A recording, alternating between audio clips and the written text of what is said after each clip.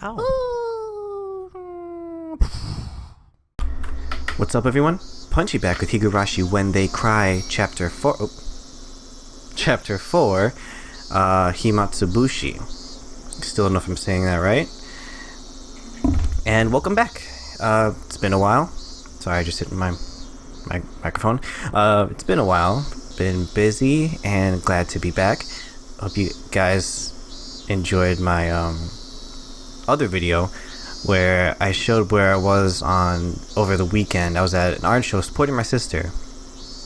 She had some art hanging there, and thought it'd be, just be cool to have a little vlog to show you guys some of the side things that, like, where I end up. I'm also heading out to a mini convention at Columbia College this weekend, so hopefully I have another little blog thing there just to show you guys. It'll be fun. Anyway, last time in Higurashi we had our main guy. Man, we haven't even gotten to where there's any portraits yet. I mean, I did read that you guys said that this is a side thing, so Shion isn't going to be the main character of this. But so we're following a cop, and he is currently in Shishibone, where he was talking about the Onigafuchi Defense Squad, if you guys remember that. And let's see, I think he's about to head out somewhere else, and let's just see where it goes. Shishibone City was, as far as provincial cities went, rather behind the times. Okinomiya, recessed in the mountains, was even more remote. With little change between the seasons, all that was left was the tepid passage of time. It made for a rather drab town. There were no tourist attractions or local delicacies. Without even a strong regional industry, it was simply dull. Just looking at the monotonous and peaceful townscape, it was hard to catch a glimpse of the radical resistance of the Onigafuchi Defense Alliance. The atmosphere and boredom didn't hint of the Okinomiya police station being on the front lines of the dam conflict, nor the numerous incidents that I heard about at the prefectural headquarters. Good morning. Are you here to pay a fine? No, I have an appointment with Motodai-san from the Public Safety Division. Please tell him it's Akasaka. That's us. Akasaka. My apologies. Please wait a minute. The clerk, who thought I was here for a parking violation at first glance, after fumbling with the unfamiliar extension number, told the person on the line they had a visitor. Welcome. Akasaka-san, was it? It must have been tiring traveling out all this way. I wonder if we're finally seeing Oishi-san. Sorry to do this here. I tried to reserve a reception room, you see. But the counselor suddenly woke up and chased me out. Well, I don't know any other cop to would seem as jolly as Oishi, so this is probably him. I would hesitate to call where we were a conference room, as it was very small and cluttered. The cramped space was packed with lockers. I had the impression that it was more of a change room that doubled as one for smoking. Listening to his crude chortles, I didn't get much of a feeling that Motodai, who was the head of the local public safety division, was much of an intellectual. Oh, never mind. Unless that... no, I can't remember Oishi's first name, but I don't think that's him. But I knew that, in exchange, he had both experience and absolute confidence in his instincts. I apologize for interrupting you during such a busy time. I'm Akasaka from the Metropolitan Police Department. Pleased to make your acquaintance. Motodai from the Public Safety Division. Nice to meet ya. I was threatened by Sankai from the prefectural gangbusters to be generous with my cooperation. Gangbusters? You mean the Prefectural Crime Prevention Division? You see, we're treating the Onigafuchi Defense Alliance as an extension of the local Yakuza. As they should, really. You'd have to be a newbie if you think they're just a residential protest group. They said at the prefectural office, too, that the Onigafuchi Defense Alliance was linked to the local mob. If I recalled correctly, the adopted son of somebody influential was a lieutenant in that gang. It's the other way around. The complete opposite. The Yakuza put up the protest group as a front to justify their actions. Just think of it like that. Completely the other way around. Motodai was just about rolling with laughter. This was slightly different than the info given to me at the prefectural office, but somebody embedded locally would be more knowledgeable. While we were talking, occasionally some people who seemed to be detectives would come in and change. One of those individuals, noticing Motodai's guffaws, came up to us. Oh, yeah, so I was right, it wasn't him actually. I was wondering what you guys were talking about. Oh, Guru-chan. Perfect timing. Why don't you join us? This here is Inspector Akasaka, who came all the way from the Tokyo Police Department. And Inspector? I'm still a rookie. My name is Akasaka. Pleased to meet you. Must be nice to be so fresh-faced. Did they hire you this year? I couldn't help but think I was being ridiculed, so I only responded with a forced smile. I could tell that this new person was like Motodai, the type who had confidence in their instincts and experience. I really didn't like those types of people. Let me introduce you, Akasaka-san. This is Oishi-kun from our investigative department. Regarding the S-file you were asking about, he's familiar with it. S-file?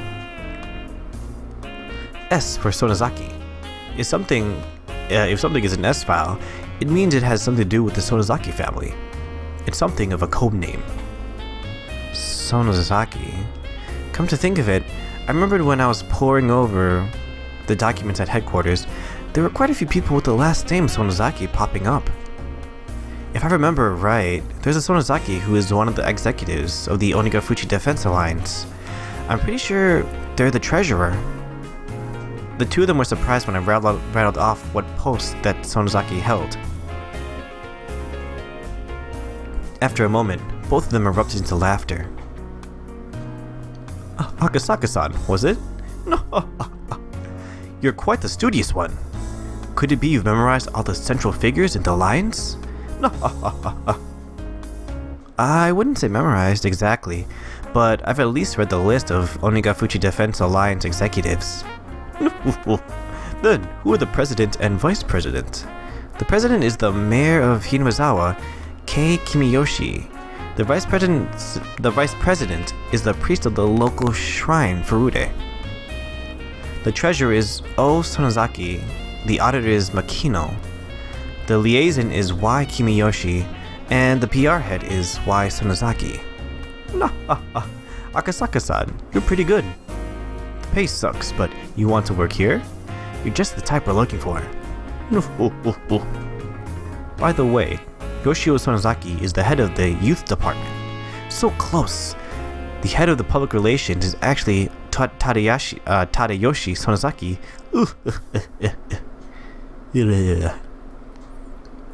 Feeling like I wasn't being complimented at all, I started settling into an uncomfortable mood.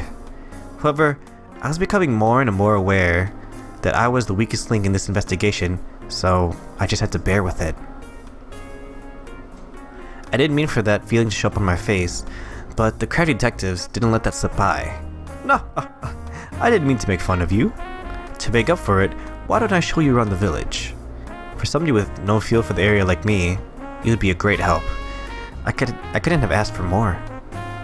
In the end, the Onigafuchi Defense Alliance is nothing more than an alias Hinumazawa was using to deal with the outside world. I think getting to know the village would speed up your work. How about it? The residential movement, in other words, held influence over the whole region, so the leader of the movement was the leader of that influence.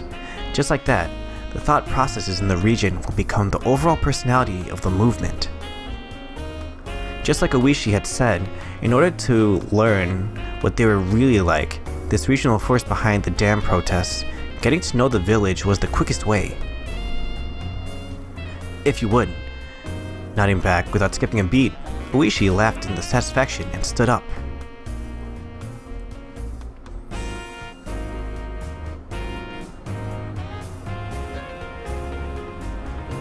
If I took the information I learned at the prefectural office and from Motore to heart, if my position was exposed, my personal safety was at risk. The opponent was an extremist group that had no qualms about using threats or violence against somebody.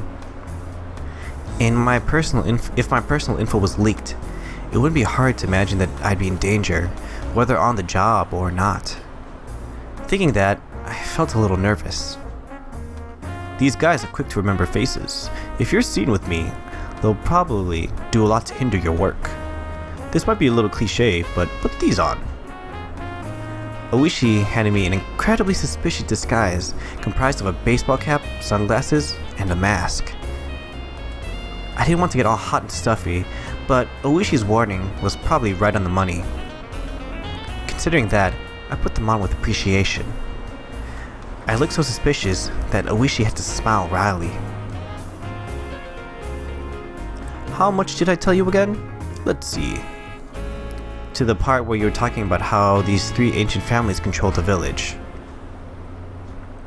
The Onigafuchi Defense Alliance was the same as the village of Hinamizawa itself, meaning there was a direct correlation between being an executive in the alliance and being a leader in the village, as Motore had told me a short time ago.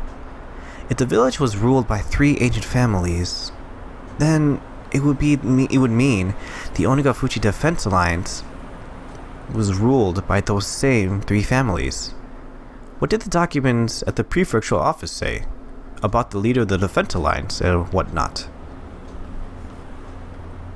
The documents I was using were classified. If I responded to Oishi's question, it'd be a breach of security. However, most likely, this man, I judged, was more well-versed in the situation than any of the documents at the prefectural police department, so I decided to answer him. That the president of the alliance is the current mayor of the village, Kichiru Kimiyoshi. Oishi, upon hearing that, let out a small chuckle. For him to ask like that, and to laugh at the answer as it was recorded in the documents, meant that wasn't the case in reality. So then, that means there's somebody else other than Kimiyoshi behind the scenes. Contrary to what the prefectural office thinks, or rather, what is commonly known. Old man Kimiyoshi is nothing more than a figurehead. In the first place, the post of mayor in that village is nothing more than ceremonial. In other words, there's something else in charge of both the alliance and the village? Would that be the three families we just talked about? Well, I'll explain that part right now. All of a sudden, with a thunk, the car suddenly lurched. The paved road had given way to a gravel one. At the same time, the scenery outside the window changed. The Hinamizawa Dam project must be withdrawn. Overthrow the shameless puppet of a governor. The dam will submerge to a natural beauty. The dam will submerge the natural beauty of Hinamizawa. Protect the village from the unethical dam. Fear the wrath of Oyashiro-sama's curse. Demolish the dam. Those involved must go away. The construction must respond to the construction office. The office manager must negotiate with us. Signs and banners crowded the roadside. Even reading the brush-scrawled words was daunting. It was as though where the road just changed was a border with a different country. At that moment, I was startled by the car suddenly braking. Looking ahead, a barricade had been erected. About 5 or 6 protesters wearing masks and helmets to hide their faces were blocking the road, yelling at us angrily to stop. What is this? A checkpoint? These guys never learn. Oishi snorted as he rolled down the window and leaned out. Hey, you guys can't be blocking the roads like this here. As Oishi glared at them with malicious laughter, they visibly faltered. Clear the way. We can't get by like this. No. Who would have thought it was Oishi's car? That panicked thought seemed to make them lose their presence of mind. If you'd known it was your car, Detective Oishi, you wouldn't have been so rude. Detective, what happened to your usual car? Is it in for maintenance? Something like that. I just can't get used to this car they loaned me. Judging from the brief conversation, I could guess that they were familiar with the license plate on the car Oishi normally used. In other words, if they knew the car belonged to the police, they would have hidden the barricade. What they were doing was obviously obstruction of traffic, a blatant crime. Who's that suspicious guy? You, could you show us your face? The man glared at me menacingly. Wearing a mask and sunglasses made me look particularly dubious. Would not showing my face get me into some unnecessary trouble? I turned to Oishi to see what I should do. Give him a break. He's still a little shy rookie. We just wanted to make sure he wasn't anybody suspicious. He knows I was been in a bit of a stir as of late. No, have you looked at yourself in the mirror? That mask you're wearing is way more suspicious. The men and Oishi continued to talk like that, feigning smiles at one another. However, from the beginning to the end, I couldn't get over the feeling I was sitting on a powder keg. Has the number of trucks illegally dumping still not decreased? It's a real hassle dealing with it all the time. If the police could understand and cooperate, it would really help. During the conversation, the barricade was removed, leaving a gap wide enough for a single car to get through. Oishi lightly honked the horn once and began to roll the car forward. I could see the men's antagonistic glares at the back of the car in the rearview mirror. Poor Akasaka, he's just a rookie, doesn't know what he's getting into. He just wants to get back to his wife and baby. What was that just now? Blocking a public road like that? Of course it's a crime. Still, if you get worked up over that, it'll never end. No. Those guys, see, claim there's an infestation of trucks illegally dumping in the village. The story goes that in order to stop that, they're halting suspicious vehicles for inspection. Illegal dumping? Like corrupt contractors just tossing industrial waste away? The line of argument is that if the police aren't going to do anything about it, they'll take matters into their own hands. Well, the industrial waste is just something they're doing by themselves anyway. By themselves? They have a pretty good strategy. You see, in order to hinder the construction, they've spread industrial waste over the dam site. Then blaming it on corrupt contractors, they start instituting these suspicions. There, they stop every construction vehicle coming through and interfere with them as much as possible. So then, it's one of the methods the Onigafuchi Defense Alliance is using. With that inspection just now, this car's license plate has probably been recorded. It shouldn't get stopped from here on out. Those guys know very well not to get me angry. See, rumors that they figure a car is related to the construction in some way.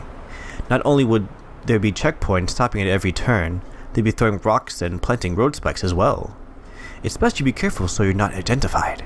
If they find out you're from public safety, who knows what you'll suffer through. Oishi was acting like we were talking about something fun, but for me it was no laughing matter.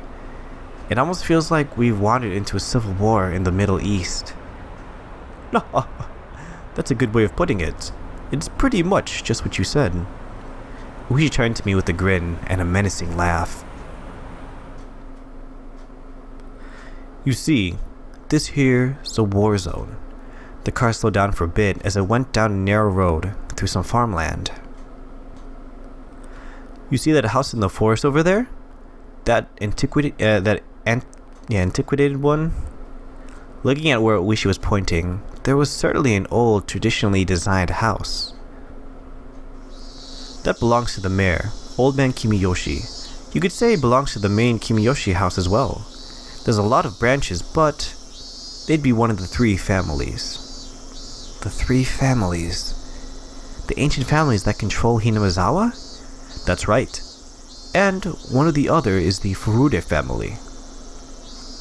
Their house doesn't even have a single branch, as all that's left is the head priest's family. Right over there, there's the shrine. He's the priest there. By the way, the Defense Alliance's office is on the grounds of the shrine. The office of the Onikafuchi Defense Alliance. If these guys were the enemy, that would make the shrine their stronghold. Can we go look over there? The shrine is the Furude family's private property, you see. Being police, we can't set foot there without a warrant.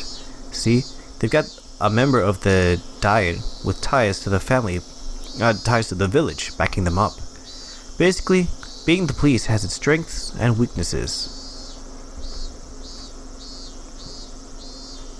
Well, even when we talk about the three families, that's something from a long time ago. Way back when, those three families used to hold councils to decide things about the village. Meaning, it's different now? You've got a pretty good nose. That's what I expect from an academic. The car braked to a halt with a squeal. Ahead of where we were stopped were several signs. Private property beyond, no trespassing. Beware of poisonous snakes. Danger, turn back. Intruders will be charged an entry fee of 1 million yen. Signs were erected there with things like that written on them.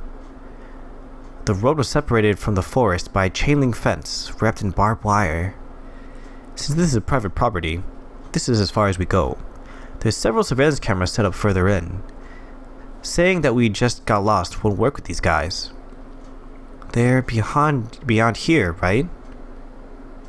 The people currently controlling Hinamizawa and the Onikafuchi Defense Alliance were neither the Kimiyoshi family nor the Furude family, but the last of the three. Yeah, beyond here is one of the three families, the Sonozaki family. They're the ones controlling Hinamizawa from the shadows, as we know very well. Among the list of executives recorded in the documents, the number of people with last names for the three families was quite high. Of course, Sonozaki was no exception. However, at the top was the Kimiyoshi family. If the Kimiyoshi family seemed to be in charge, the rulers behind the scenes were the Sonozaki family. This double-edged structure implicitly told me that this village had both a light and a dark side. The current head of the Sonozaki family is an old lady named Oryu.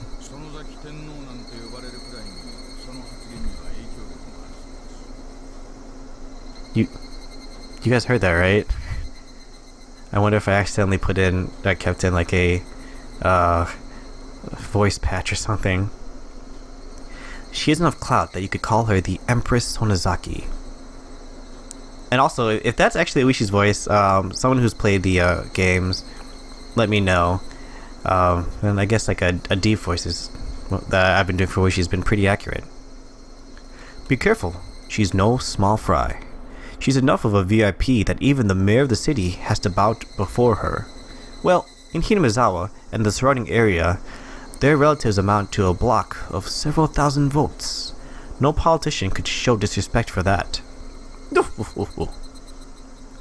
In other words, that would make her the actual leader of the Onikafuchi Defense Alliance, right? There's also a little man running around, putting sugar into all the construction vehicles. You've got it. With those words, Uishi pulled out a well-worn cigarette box. The suspected kidnapping of the minister's grandchild and subsequent threats. Were these part of the hidden plot by the Onigafuchi Defense Alliance in order to have the Hinamazawa Dam project cancelled? You came all the way from Tokyo to investigate this, didn't you? Huh? Yeah. That's right. Something the matter? Then, is it related to the direct appeal incident with the Minister Inugai? If that's the case, then public safety has them marked on a watch list? Something like that? Having you guess that so quickly makes this easy. While exhaling on cigarette smoke, Oishi smiled broadly, like I'd just pulled a good one on him. Or so I thought. His smile disappeared suddenly. That's a lie, isn't it? Huh? I mean, the direct appeal putting them on a watch list. That's a lie, isn't it? Uishi knew there is no way that Tokyo HQ would dispatch an investigator over something as minor as a direct appeal. If they were to dispatch someone, it had to be for a more dire reason. He'd figured out as much. I thought of myself as the type of person who didn't let things show on their face. In front of his watchful gaze, however, I felt that what I was thinking was completely laid bare. Oh, just like poor Punchy.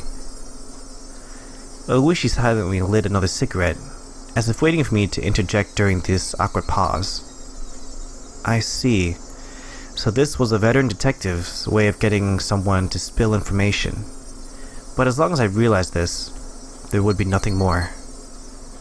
If I didn't open my mouth, I wouldn't have to lose anything. And I guess wow, he waited a long time apparently. All I had to do was stare out the window and enjoy the scenery until Oishi gave up. You really are bad at hiding things, you know. Being so young and earnest isn't so bad.